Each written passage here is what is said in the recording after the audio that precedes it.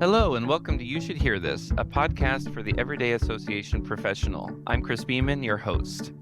As an association professional, it's possible you were first a member or a volunteer within your association and moved into a role on staff once you learned about an opportunity or someone contacted you about an opening. You knew you'd be a valuable addition to the association staff team with your insights into the specific industry, but association management was new and uncertain to you. Or you might be listening to this podcast episode as a member of an association wondering how to land a job on staff because you think it sounds like a great and or fun opportunity and asking yourself, what will it really look like? On today's episode, I'm delighted to be joined by Michael Sanserino, Associate Executive Director at the Radio, Television, Digital News Association, RTD&A. Michael's been with this association since July 2021, first coming on board as Director of Communications and Strategy. Prior to joining RTD&A, Michael had limited experience in associations. Most of his experience was in journalism. After graduating from Indiana University, go Hoosiers, he spent more than 8 years at the Pittsburgh Post-Gazette, 5 years as a writer covering the Pittsburgh Pirates, high school, small college athletics, and business. He moved to the editing side in 2015 and was the assistant managing editor sports, leading a department of 34 sports writers, editors, and designers. Michael left the Post-Gazette to move back to Indiana and worked as education manager for the Society of Professional Journalists for 8 months, and then director of communications for the Indiana State Bar Association for 11 months. He briefly returned to journalism in June 2019 to work at The Athletic, a digital sports journalism site, before rejoining RTD&A. Welcome, Michael. Hey, Chris, how are you? I'm doing well. How are you? I love that little Go Hoosiers there. I especially love that. We need all the help we can get on the football field this year, that's for sure. So, Michael, before we dive in, is there anything about yourself you'd like to tell listeners that we didn't cover in your bio?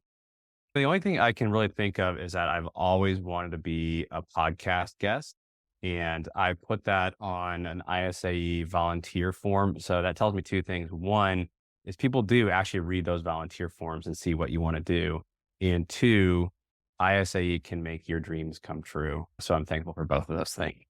I love it. I love that. Absolutely. And shout out, as I was so honored to be named, and this is not bragging, this is just saying dreams really do come true. And ISAE, I was honored to be named the 2022 Volunteer of the Year recipient at the Star Awards, which is, just to your point, absolutely get involved, get engaged, and ISAE can make those dreams come true. Happening for both of us, Michael.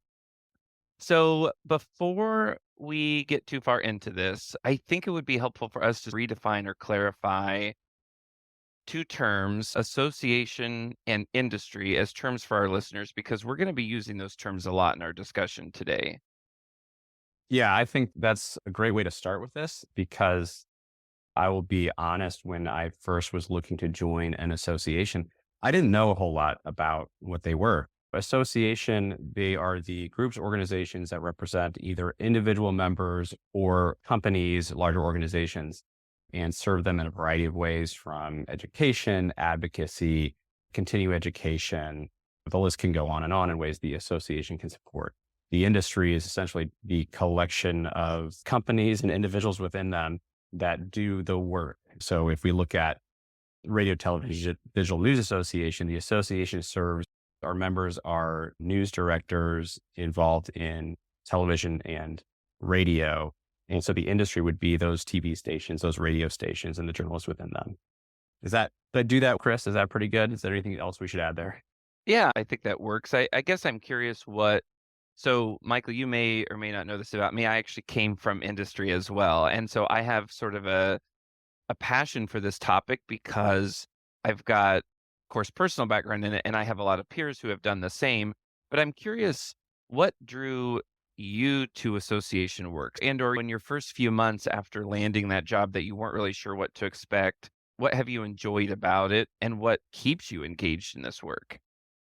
Yeah, I think what drew me to it was the passion I had for the industry itself. I learned to read by reading newspapers. I was a little kid and I'd pull them up my parents' doorstep and cut out pictures and stuff. Ever since I was a kid, I've just loved journalism and newspapers. But I also knew relatively early on it was not a very great career just because look at everything going on with journalism, specifically newspapers. And after about 8 years in the industry, I got to a point where it was hard to see career there just because of the business challenges, economic climate, job opportunities. But I always wanted to be involved in journalism, right? I never wanted to leave sort of the craft. And so that's what really made working for an association so appealing because I could be part of the industry or part of journalism. I could give back to the craft. I could help support. And hopefully from that side of things, I could help problem solve and maybe find a future for journalists that I didn't see for me. Absolutely. And I think it's interesting the next question that I had for you was just really about some of the other association professionals who I know who've moved from industry to association, say they occasionally experience feelings that they miss the industry that they serve, but that being a part of the association staff and serving the industry, if you will, and that mission, that they say it's still good to be connected. So it sounds like you experiences this as well in that you have a real passion for the industry, but yet you still get to be connected to it even if you're not working directly in it. Yeah, that's absolutely right. It's interesting when I went from being a writer to being an editor, I had a lot of people ask me that almost same question. Don't you miss writing? Do you miss like reporting? And my answer at the time was like, no, because I'm involved in so many more stories than I would have been. And I'm still writing a lot. And I think the answer is the same. Do I miss parts of it? Absolutely. But I'm involved in a way that I couldn't have been had I stayed in the industry. I think being in the association allows you to look at things from 30,000 feet. You can be more idealistic than you could when you were in the industry because you have to be a little more pragmatic. So there are parts of it I miss for sure. The rush of breaking news, even just like the newsroom camaraderie. It's a special group of people, for better or worse, that fill up a newsroom. But what I do now is very rewarding and I feel like I'm giving back in a way I couldn't. So yeah, it's been good. How about you? Did you have sort of those pangs of missing the industry when you went to the association world? That's interesting. I would say I did not necessarily miss industry. I went to school to be a teacher. And so I worked for the Honor Society for Teachers following graduation. And at the time, I'm hesitating a little bit, but at the time, Indiana itself was a hot mess in the education landscape. There was a lot going on. It was just really a rough time to be a teacher. And things, truthfully, have only gotten worse, I think, for education. We'll avoid getting on that soapbox, but what I missed was the opportunity to make a difference in the way that I thought I would be. And where I think I had the opportunity to carve that out was in the association space. So if I couldn't impact the lives of children and communities, at least I could work to support the teachers who were leading that, right? Who were making a difference every day. And I felt really good about that. But one of the things I was planning on asking you about, and it is interesting because I've recently done this, is I've moved associations. I was with the Teachers Association for about 9 years, and then I shifted to nursing, and which allows me to use my skills in different ways. But I don't have a background in nursing. I don't have any family members who are nurses. I don't have a lot of friends who are nurses. I don't have a lot of connection to the industry. And I found that I still really love the work that I do, but there is that missing element of I'm working on behalf of people that I thought I would be one day, even though I know nurses are remarkably important to Mhm. society. They're hard workers, they're making a difference. So my question for you is, knowing your connection to industry, if an association had a position that was similar or one that you thought that was intriguing, but was completely outside your industry, is that something that you think you would be interested in taking on, moving within the association space? That's a really good question. I would say yes, but it's with a caveat, right? I think going from using you as an example, going from teaching to nursing, there's a pretty direct line between those two because ultimately, and this isn't to diminish any other industry, teachers and nurses are underpaid servants of people who are trying to make the world a better place, either through education or through healthcare. And I think every industry and every association could feel the same way, right? It's just maybe not quite as direct a line. I don't think anybody joins an association because they don't think what they do matters or makes the world better. And so I get into sort of this mix of how we justify what we do. And for me, journalists in general become journalists because we think we can affect change. We can point out wrongdoing, make it right, whatever. I would really look for an opportunity where I felt that was a good mix, an industry I could support from an association standpoint where I still had those motivations. And I will say that the more I'm involved with associations and ISAE and ASAE, the more I appreciate other industries and what they do for people. So I have a somewhat narrow lens right now coming from journalism, but with people like you or other people in the association world, I see what other industries do and how associations can help them. I saw somebody driving a minivan today, and on the back, they had a bumper sticker that said, "Never say never." And it was a picture of a minivan. And driving my own minivan at the time, I was like, yeah, okay, that makes sense. It's a good way to live. I love it. I love it. Never say never. And I think there are, without a doubt, parallels between teaching and nursing. And I didn't know it at the time. I thought stepping away from an association that served teachers was going to be actually a lot harder than it was, but I was able to find those parallels. And so I think, to your point, if people are exploring moving an association, look to find those because they do absolutely exist. And exactly like you said, you were at the Indiana State Bar Association for a little bit, and the people that I've talked to within that space feel that their work is critical to advance their industry forward. And I don't know that I would feel that same passion, but it exists within probably 95% of associations, if not more, where we do feel like we're making that difference. We just have to carve out what that looks like. Yeah. And I think it's developing an understanding for what these industries do because we all come into it with our lenses, our biases. For instance, I covered business for 1 year at the Pittsburgh Post-Gazette, and part of that was covering energy. And depending on your political beliefs, your political perspectives, you might think, oh, the energy industry, they're just these bloodsuckers who rob the earth from its resources, whatever. However, if you talk to people in that industry, they truly believe that they are the engine that keeps the world running. So everybody has this justification that they're helping the world.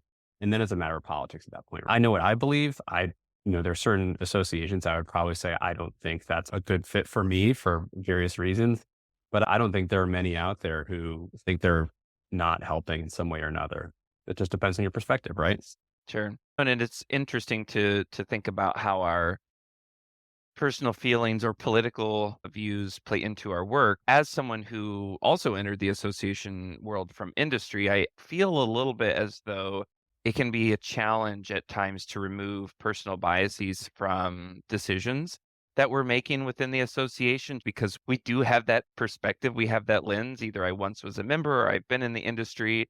There's a TED Talk around the danger of a single story. And I'm curious, do you have any recommendations for association leaders who come from industry to know when and if personal biases are impacting their decisions? This is going to sound like an ad for ISAE, and it's not. Trust me, they don't pay me. But I think just diving in and learning what associations do and how they work effectively. We'll see over and over again when boards are hiring executives, they will go to the industry and they will not go to association professionals. And I had a scenario recently where a board member was talking to an executive and said, I doubted hiring you instead of hiring somebody from the industry. But now that I've seen you work for a few years, what a mistake that would have been, right? Had we not done this. And when I first started, I didn't really know what associations did. I had an idea of what they did, right? I had an idea of what I thought I wanted them to do. But through time and just doing the job, I kind of understand how associations work, where we can best serve our members.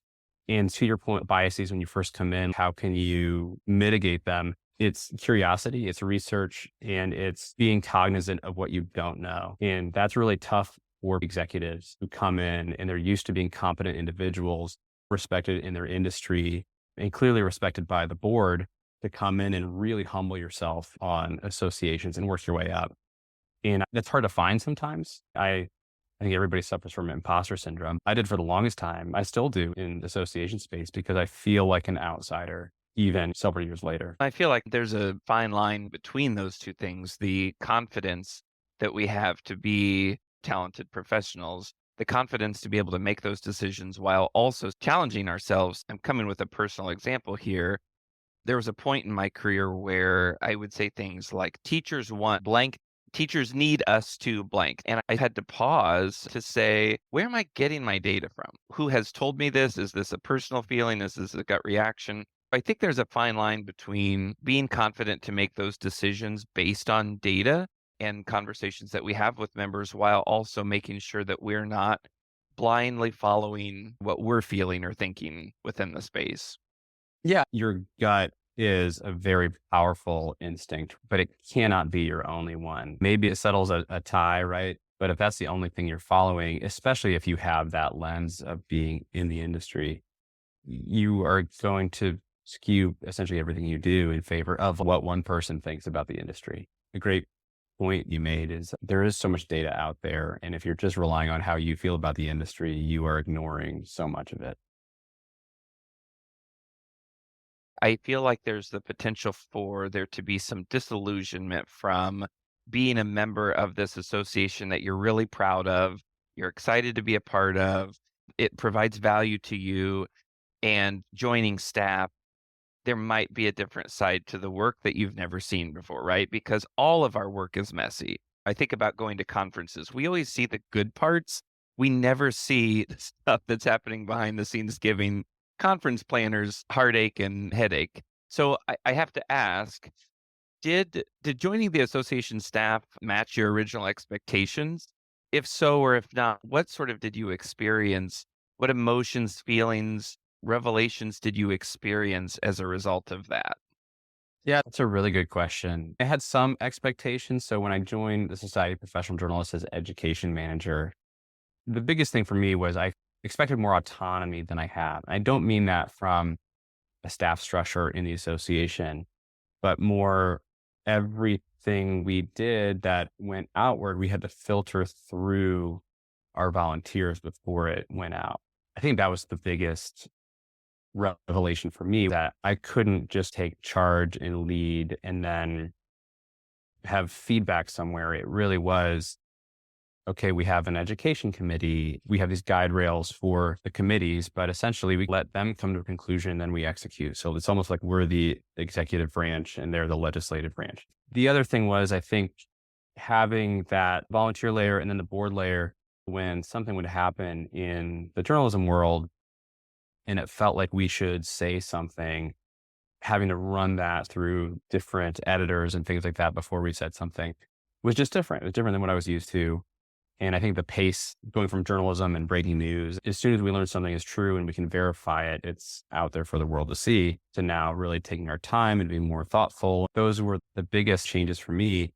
And as far as the emotions I went through, there's a little frustration at times. There was, I think, a little discouragement in terms of dealing with volunteers who were non-committal or didn't hold up their obligations from timing and meetings and things that are very important to you that you feel like aren't important to other people, but you can't go forward with it until you have their blessing. So I'm sure all the things that everybody in associations deals with, but when you come from a whole different world, it can be a little challenging for sure. I agree. I struggled a little bit just because I held so highly in regard the association that I joined. I didn't really anticipate some of the issues and conflicts. If I would have been a little bit more realistic in my expectations, I probably would have felt differently. But there was a little bit, actually, a lot of discouragement there for just a little bit until I was able to grow out of that and understand that there are realities of this work that I just didn't anticipate. If someone's listening to us talk about this topic today and they're thinking about applying for an association position for an industry they're currently working in, do you have any advice for those people? Yeah, I would talk to association staff and not necessarily the association that you are looking to join or you are applying to, but I would reach out to whatever state you live in and just say, hey, I'm interested in doing this. What are things I should know about associations that I might not know? And I honestly, if you're able to ask that question, you are way ahead of where I was when I first, right? Honestly, part of it is probably on us in the association world to educate people what we do and what our role is. And I know ISC is working on that. We have legislative day at the state house, but I think there's a lot, even with our members, that we do that they don't know about. And some of that's for a good reason. But when we're looking to bring people in from the industry, I think we need to be a little more thoughtful about the onboarding process that sort of associations 101. And it's especially helpful, I think, for people in comms roles, because a lot of them are journalists, even if it's not a journalism organization. And so the thought that this is not a newsroom, this is an association. We aren't breaking news. We don't need to get something up right away. Those things would all be pretty helpful. So I think there's some responsibility on the applicant to try to figure out exactly what this world is. But I think there's more responsibility on the employers to educate people coming in who maybe not have that background in associations. That's a great point, Michael. I appreciate your point about this is an association, not a newsroom. And I would agree it's on the association to level set that because you have people coming in from the industry, you've got to manage those expectations. And I think the same was true for teaching in that we were working with academic people, we were working with scholarly individuals, and we would need sometimes to do a press release and it would or a blog even, and it would come with all of these citations at the end. But I agree, it's on the association to set those parameters. A question that's occurred to me, it's a curiosity more than anything. I've heard people talk about, and I'm putting in air quotes here, a healthy balance of, I assume it is to ensure that there is representation from industry on staff and on the board, but not so much that they can't see other areas of the business or the sector. For example, you might have a marketing person on your board of directors who is completely outside of teaching, but they could help to inform on marketing related issues. So 6 people on staff, how many of those are from industry? And then do you have an opinion or perspective on what you feel like makes the most sense for a healthy balance of industry versus non-industry on staff? Yeah. So there are two of us from industry on our board is entirely from industry. I think it really depends. A journalism association, it makes sense to have somebody in comms who is from the industry because that's probably where you would draw from anyway, if not someone who's just been in PR or associations. Advocacy probably makes sense to have somebody from industry unless you can find a good person who can really speak to anything. So I think it really depends on the association. I think there are education roles that would make sense to have somebody in industry, but this is probably the biggest change from when I first started was I think association professionals make the most sense because the skills that staff needs to have to carry out what the association and really what the board wants are unique to people who kind of study this over and over again. And unless there are specific roles that kind of make sense for people from industry, I think those are best filled by people in the association space. Yeah, that's a great point. I don't know what the textbooks would say on this, but I think there are certain roles that you would want to evaluate for industry versus non-industry. It's interesting. I did fundraising for my past association, and while I wasn't trained as a fundraising professional, I had the story, I had the passion, and the association helped me develop the skills to be able to do the fundraising. But I brought an important piece of the recipe to that. And so I think the association has to be aware of where can we develop our staff members? What skills do they need? If they want to move into event planning, can we help them get the CMP and be well-rounded? We can help them. But I think it's about knowing your people and then knowing those roles as well. Yeah, I think to your point there, Chris, it depends on the industry. It depends on the association. Some make better sense for crossover, but I'm very lucky at RTDNA where we have a professional development budget each year and we have a push to get CMP, whatever. We have someone with a PMP, anything that will help us grow, not just in our role here, but whatever is next for us. There's not even just an appetite, there's a push for it. So if you are going to hire people from industry and not have that other element to it, I think you are going to suffer for it. It's great to have people from industry in the right roles, but also give them the tools they need to grow in the association world. And I think that is a perfect way to wrap up this episode because that is absolutely critical, Michael. Thank you for sharing. If listeners would like to connect with you following today's conversation, where can they find you or how can they be in touch? So best way is just email me. It's michael@rtbna.org. And if you want to chat about this, journalism, San Francisco 49ers, the Hoosiers, I'm game. So hit me up. I love it. I love it. Thank you so much, Michael, for joining us today. I've thoroughly enjoyed this conversation. And I hope you have also enjoyed this episode of You Should Hear This. If you have any questions or future topics you'd like us to explore, please send us an email at info@isae.org. Thank you for your leadership of your associations, and I'll see you over on the next episode of You Should Hear This.